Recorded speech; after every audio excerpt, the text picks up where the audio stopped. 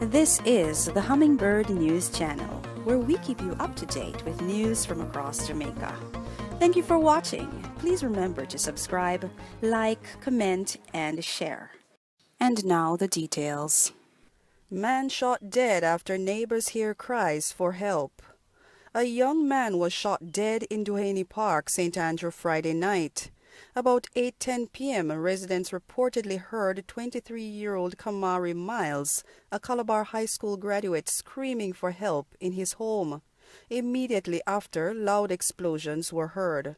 According to the Corporate Communications Unit, the CCU, residents then alerted the police. On their arrival, he was found with gunshot wounds lying in a pool of blood, a source said. Body of man found in Payne Avenue, Kingston. The St. Andrews South Police are seeking the public's assistance in identifying the body of an unidentified male discovered along Payne Avenue in Kingston 11 on Friday, June 11.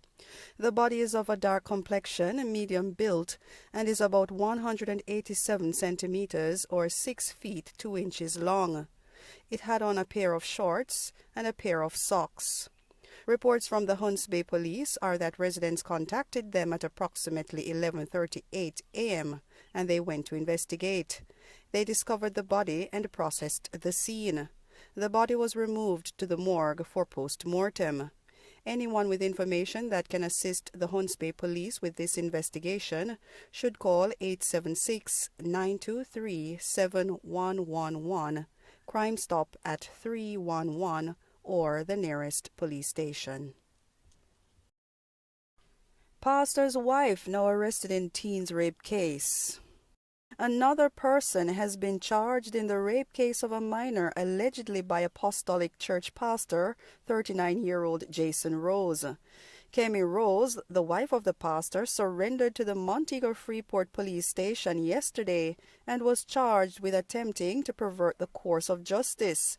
She was also charged with a number of offenses under the Child Care and Protection Act.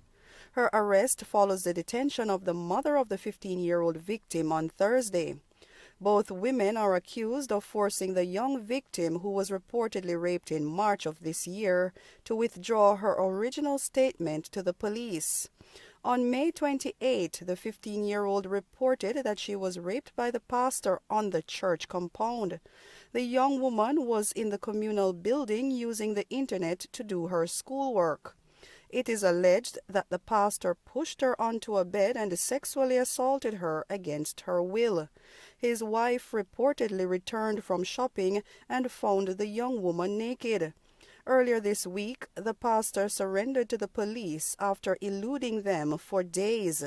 It is alleged that on June 10, the victim and her mother visited the offices of the Jamaica Constabulary Forces Center for the Investigation of Sexual Offenses and Child Abuse, intending to give a further statement to the police to say that the initial accusation of the rape was untrue.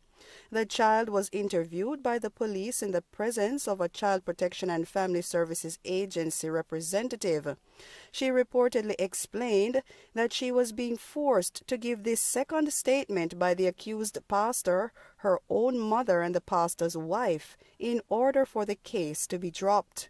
The child was taken to the St. James Family Court and later taken into state care for her protection, said the police.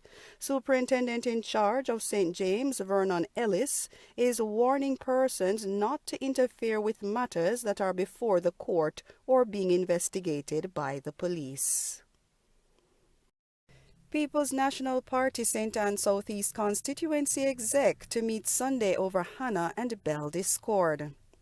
The People's National Party constituency executive for St. Anne Southeast is to meet on Sunday amid reports of a strained relationship between Member of Parliament Lisa Hanna and Beechertown Division Councillor Ian Bell.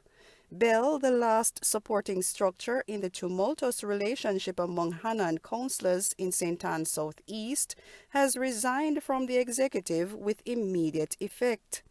The outspoken three-time councillor has long stood by Hannah, a former government minister, even as other councillors turned their backs on her, claiming that working with the former beauty queen was almost impossible.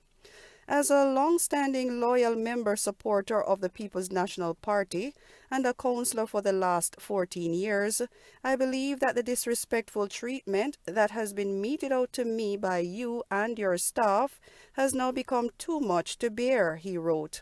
The letter said despite several discussions to address the issues, things have steadily got worse. On Friday, Bell said the party has instructed him not to speak publicly on the matter. Attempts to contact Hannah were not successful. Over the years, Hannah's relationship with her councillors have been rocky, with several accusing her of being difficult to work with, leading them to withdraw their support for the MP. Last year, in the run-up to the PNP leadership election between Hannah and eventual winner Mark Golding, councillor for the Bensonton division Lydia Richards and Lambert Weir of the Claremont division publicly stated that they would not support her. It is unclear how Bell's resignation from the constituency executive will affect his or the PNP's participation in the next local government election, which was pushed back from last November to no later than February 27, 2022.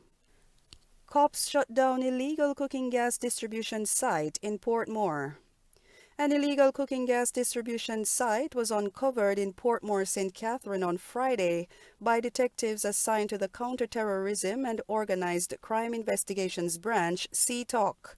Reports are that detectives swooped down on an area near Christian Garden, St. Catherine, about 11:30 a.m., where they observed 2 gas tankers along with a fully retrofitted space for refilling cooking gas cylinders.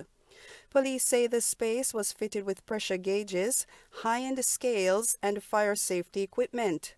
2 tankers and several gas cylinders were seized, and the operation immediately shut down.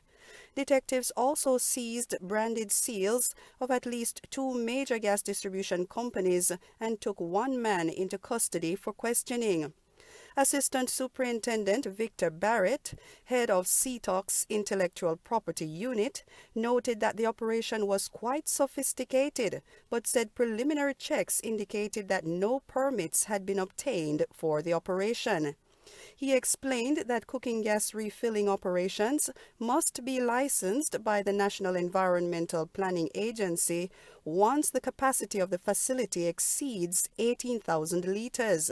One of the tanks seized holds approximately 50,000 liters. Welder charged with firearm offenses in relation to 2019 incident.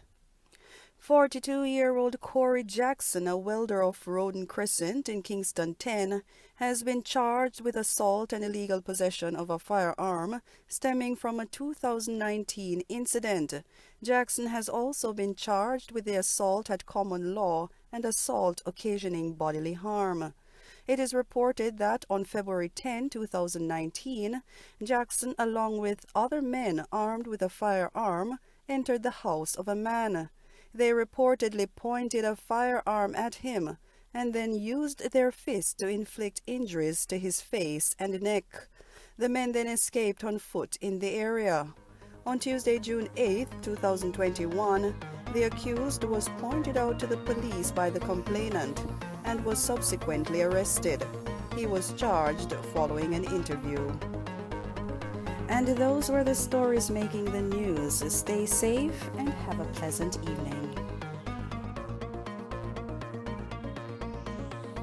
This is the Hummingbird News Channel, where we keep you up to date with news from across Jamaica. Thank you for watching. Please remember to subscribe, like, comment, and share. And don't forget to hit the bell so you can keep up to date with our new uploads. Until next time, be the change that you wish to see in the world.